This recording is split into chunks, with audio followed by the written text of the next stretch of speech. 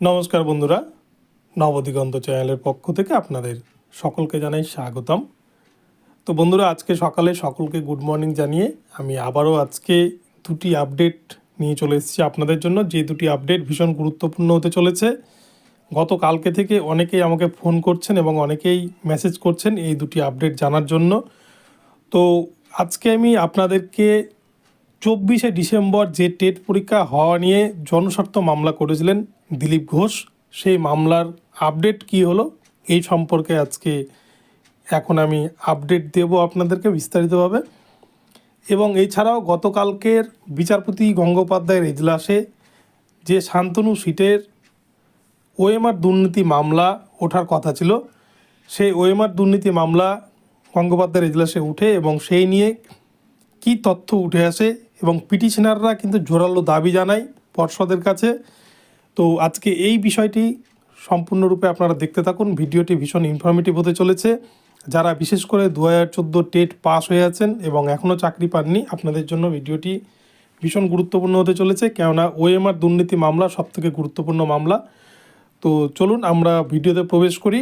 তবে তার আগে বলে রাখি, যারা প্রথমবার আমার চ্যানেলে এসেছেন আপনারা কিন্তু অবশ্যই আমার চ্যানেলটিকে সাবস্ক্রাইব করে অল নোটিফিকেশান অন করে রাখবেন, তাহলে প্রতিদিন সকালে আপনারা এই ধরনের আপডেট সবার আগে সবার প্রথমে পেয়ে যাবেন। তো চলুন বন্ধুরা, আমরা বিস্তারিত আজকের আপডেটটি জেনে নিই। বন্ধুরা, আপনারা জানেন কিছুদিন আগেই সিবিআই মুম্বাইয়ের একটি আবাসন থেকে এস বাসুয়ান রায় কোম্পানির একটি আবাসন থেকে 2014 প্রাইমারি টেটের অরিজিনাল ওএমআর কপি উদ্ধার করেছেন বলে আমরা কিন্তু সংবাদ মাধ্যমে দেখেছি, নিউজ চ্যানেলে, এবং সেই নিয়ে আমিও ভিডিও বানিয়েছি এবং সেই নিয়ে কিন্তু সিবিআই তদন্ত করছে।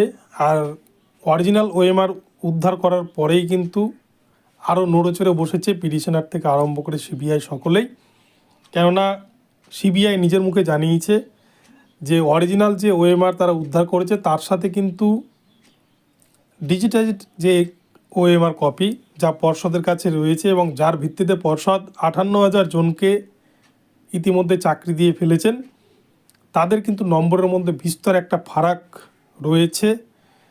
সেই বিষয়টি নিয়ে কিন্তু আরও গভীরভাবে তদন্ত চালাচ্ছে সিবিআই আধিকারিকরা। এর মধ্যেই গতকালকে কিন্তু 17 নম্বর এজলাসে বিচারপতি অভিজিৎ গঙ্গোপাধ্যায়ের এজলাসে এই শান্তনু সিটের ওএমআর দুর্নীতি মামলা ওঠার কথা ছিল এবং ঠিক সেই মোতাবেক কিন্তু মামলাটি বিচারপতি গঙ্গোপাধ্যায়ের এজলাসে ওঠে। এবং ওঠার পরেই কিন্তু প্রাথমিক শিক্ষা পর্ষদের যা নীতি, প্রতিদিন খালি ঢিলিম ঢালা করা, যে তারা ঠিকঠাকভাবে কোনো তথ্য পেশ করতে পারে না এবং শুধু সময় চাই। গতকালকেও তার অন্যথা হয়নি। গতকালকেও প্রাথমিক শিক্ষা পর্ষদের আইনজীবী কলকাতা হাইকোর্টে বিচারপতি গঙ্গোপাধ্যায়ের এজলাসে বিচারপতি গঙ্গোপাধ্যায়ের কাছে তারা এই ওএমআর দুর্নীতি মামলা প্রসঙ্গে সময় চাই এবং সেই সময়ের মধ্যে তারা রিপোর্ট আকারে পর্ষদে হলফনামা পেশ করবে এবং সেই জন্য তারা সময়ের জন্য আবেদন জানায় এবং বিচারপতি গঙ্গোপাধ্যায় প্রাথমিক শিক্ষা পর্ষদের আবেদনকে মান্যতা দেয় এবং তাদেরকে সময় দেয় এবং সময়সীমা বেঁধে দেয় যে আগামী 9 জানুয়ারি 2024 এই তারিখের মধ্যেই প্রাথমিক শিক্ষা পর্ষদকে হলফনামা পেশ করতে হবে যে ওএমআর যে তারা নষ্ট করে ফেলেছে বা অরিজিনাল ওএমআর কপি নিয়ে তাদের কি বক্তব্য রয়েছে, এই বিষয়টি আদালতের কাছে পরিষ্কার করে জানাতে হবে প্রাথমিক শিক্ষা পর্ষদকে। পর্ষদের অবস্থান কোন জায়গায় এই ওএমআর নিয়ে, ওএমআর মামলা যে চলছে সেই অরিজিনাল ওএমআর নিয়ে তাদের কি বক্তব্য রয়েছে, এই বিষয়টি 9 তারিখের মধ্যে জানাতে হবে। এবং এই মামলাটি পুনরায় 16 জানুয়ারি 2024 বিচারপতি গঙ্গোপাধ্যায়ের এজলাসে উঠবে এবং আগামী 16 তারিখেই কিন্তু এই মামলা নিয়ে অর্ডার দেবেন বিচারপতি গঙ্গোপাধ্যায়, এমনটাই কিন্তু গতকালকের শুনানিতে উঠে এসেছে। আর আগামী 9 তারিখের মধ্যে পর্ষদ এই ওএমআর নিয়ে হলফনামা জমা দিতে পারে কিনা এটাই এখন দেখার, কেননা দেখছেন যে পর্ষদকে সময়সীমা বেঁধে দিলেও পর্ষদ কিন্তু কোনো কিছুই ঠিকঠাকভাবে আদালতের নিয়ম মোতাবেক কাজ করছে না। তারা উচ্চ আদালতের দ্বারস্থ হচ্ছেন বা বিভিন্নভাবে সময় চেয়ে নিচ্ছেন, তাদের শুধু ডিলে করছে। তো দেখা যাক শেষ পর্যন্ত 9 তারিখের মধ্যে তারা রিপোর্টটি পেশ করতে পারে কিনা। এবারে চলে আসছি তার পরবর্তী যে বিষয়, যে 24শে ডিসেম্বরের প্রাইমারি টেট নিয়ে যে জনস্বার্থ মামলা হয়েছিল, সেই জনস্বার্থ মামলা করেছিলেন দিলীপ ঘোষ। এই মামলার শুনানি গতকালকে হওয়ার কথা থাকলেও শুনানিটি গতকাল হয়নি। এখানটায় একটা বিষয় বলে রাখি, যেহেতু এটি পিল মামলা শুধুমাত্র কিন্তু সোমবার এবং মঙ্গলবার কলকাতা হাইকোর্টে শুনানি হয়। তাই মামলাটিকে গতকালকে অর্থাৎ 18 তারিখের যে কজ লিস্ট, সেই কজ লিস্টে মামলাটি ফিক্সড ম্যাটার হিসেবে থাকলেও গতকালকে কিন্তু মামলাটি শুনানি কলকাতা হাইকোর্টে হয়নি। তাহলে পড়ে থাকছে শুধুমাত্র আজকের দিনটি।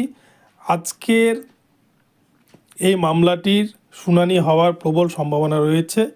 গতকালকে এই মামলাটি যেহেতু প্রধান বিচারপতি অনুপস্থিত ছিলেন কলকাতা হাইকোর্টের ডিভিশন বেঞ্চে, তাই কিন্তু সেই মামলাটি গতকালকে ওঠেনি, না হলে কালকেই শুনানি হয়ে যেত। আর এর মধ্যেই কিন্তু প্রাথমিক শিক্ষা পর্ষদ টেটের অ্যাডমিট কার্ড ইস্যু করে দিয়েছে।